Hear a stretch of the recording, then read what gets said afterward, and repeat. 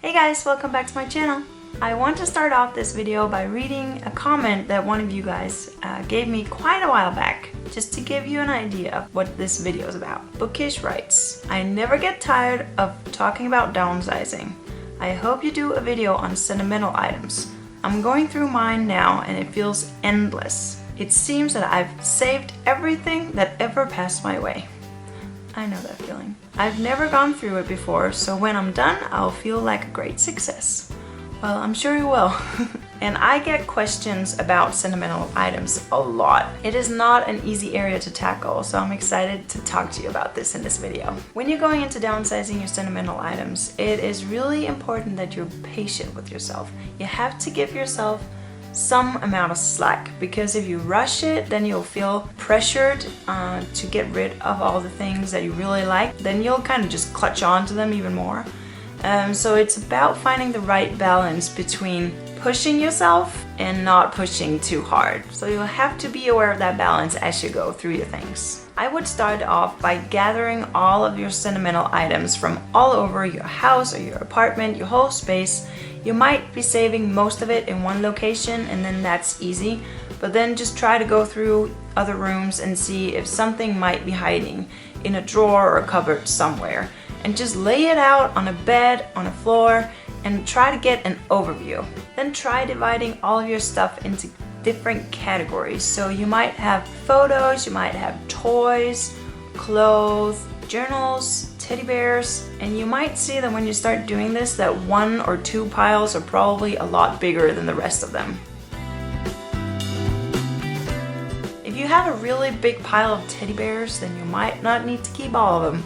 If you have a whole bunch of books or pictures, then it might be time to get rid of some of them. Does not mean you have to throw out all of them, but just be aware that the bigger piles are probably the areas that you're gonna have to sort through a little rougher. So the first time you do this, you should be able to get rid of a good chunk. So it might be a toy that just ended up in your box that wasn't even yours. It might be your sister's or your brother's, an empty journal, or a really ugly picture frame. Anything that was really just put in there kind of by mistake, set that aside and then you can move on. A lot of times it's a good idea to kind of divide things into the things that you're definitely keeping and the things that you're definitely getting rid of. That should be like the easy stuff to get out, and then all the maybe stuff, and that's what gets kind of tricky. Something that I did that might help you as well to get rid of some of the stuff in the maybe pile is to actually take photos of it. Then you don't have to use the space to actually store all of the things, but you still have the memory of the items. You can't do this with everything, but when you look through your stuff, you might be able to do this with quite a lot more than you actually think. One thing you can try is also to ask other people in your family if there's something they want. So my sister, she wanted a puzzle, and my mom, she wanted this stuffed animal. So that makes it easier for me to get rid of things when I know that they get them and they really appreciate them. I'm not just passing it on because I can't throw it out. There might be things in your box that have a lot of memories to other people in your family as well. Don't do this with all of your stuff, just let them have a quick glance. When they've taken what they want, get rid of the rest. Getting rid of your sentimental items is of course emotional. It's hard going through all of your things, but you just have to pick up everything once at a time and just go through and find out, do I really want to keep this? What memories do I have attached with it? And does it make up for the space that I need to store it? So sometimes bigger items might be easier to get rid of. I ended up actually saving a lot of my teddy bears. I kept a few of the really old ones. Like I have a little dog that I've had since I was 1. I think it was my very first teddy bear. And I chose to keep that. It is a little big, but I want it. So it all depends on what you want. And remember, you can downsize your sentimentals in different rounds. So the first round, get rid of all of the easy stuff. It's easier to get rid of clothes and stuff because you can always go through it, like, does it fit? Is it out of style? Is it too big? Does it have holes in it? But all of those rules kind of don't apply to sentimental things. You kept them because you're emotionally attached to it somehow. And that's why this area is a lot more difficult than just going through your wardrobe or your cupboards in your kitchen or something like that. It's So it's really important to be patient with yourself, but at the same time, keep this in mind that it's just stuff. And most people just keep so much more than what actually brings them joy or value in any way. It's a lot more enjoyable when you boil it down to what really matters to you, because then you also know that you have what means something to you. You don't have all your old school papers and all this junk piled in there. You might be one who actually wants to save your school papers. I'm not that kind of person. I think it took me about a year to downsize my sentimental belongings. What I would do was that I would have the equivalent of maybe 3 moving boxes, pretty big boxes, and I would have them under a bed. And every 2 to 3 months, I would drag them out and go through the whole, like all 3 of the boxes again.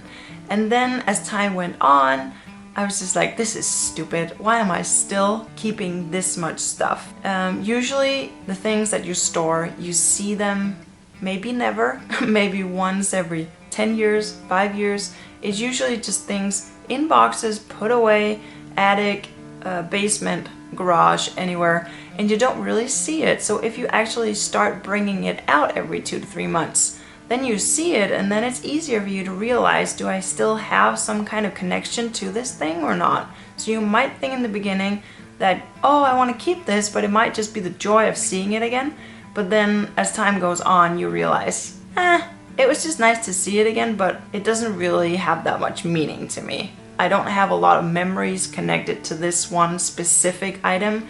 So I remember I had maybe like 7 small like porcelain figures. And every time I brought them out, I was able to throw out 1 or 2 more. Because in the beginning I was like, oh, I'm so happy to see all of these things again. And it did bring me a lot of joy right then. But then every time I pulled it out, I was able to see that it was just the joy of seeing the idea of my porcelain figures again, if that makes sense. It wasn't this one and it wasn't this one, but then I might have a special memory to 2 or 3 of them, and then I kept those. So I hope that makes a little bit of sense and will help you in that process. In time, take out a box and focus on a certain area. So what I did, one of the last things that I still had quite a few of was my journals. So I actually read through and skimmed through all of them, and it took quite a while, but some of them I figured that some of them were actually almost empty, and some of them I was just emotionally ready to get rid of those. I'm a journaler, so I have a lot. So losing a few of those journals is fine. I still have a bunch of them. But that process helped me. And also my porcelain dolls. I had a lot of them. I think I had maybe like 20 or something. And in time, it got easier for me. I was like, okay, this is so stupid. I have so many of them. So I think I kept 3. And it was all like presents or the first one I got. Just some of the ones that I really cherished growing up. And then the others, someone might have just given them to me and they were on a shelf and they looked pretty, but I didn't really need it. So got rid of those in the end and took up a lot less space with the ones that I kept. For me, it always helps to think of my motivation. I don't want to be tied down to stuff. I want my emotional attachment to stuff to be at a minimal. Not that it can't be there, but I want it as small as possible. What I want is to travel, I want experiences, I want to spend my money that way. And if I choose to keep all of the stuff that I had since I was little, then I'd have to spend money storing all that stuff. And I don't want that. I want to travel. So keeping the bigger picture can be really beneficial when you have to downsize, especially in this area. I think it's also very important to just mention that people ask me all the time if I miss anything, if I regret throwing anything out. And I can honestly say I don't miss any of it. There's been like a few practical things for the kitchen, but I've been able to just go out and get that again. I don't miss any of my sentimental things. I really appreciate the things that I've chosen to keep. And I think that's a really important point to make, that most of the people I've talked to, they don't miss the things that they threw out. They hardly ever even think of them. And I think taking your time, especially in this area, is a big part of that. Giving yourself time to do the process. It's not as important when you're dealing with a wardrobe or a kitchen cupboard or whatever. But with the sentimental things, it's good to take your time. So just put a mindset on that it's gonna take a year, it's gonna take 6 months, and then just work your way through it. Bring it out periodically, go through it, and push yourself, but be gentle and respectful to yourself at the same time. And then I think in the end you'll end up just like me, not regretting anything or just not missing any of it.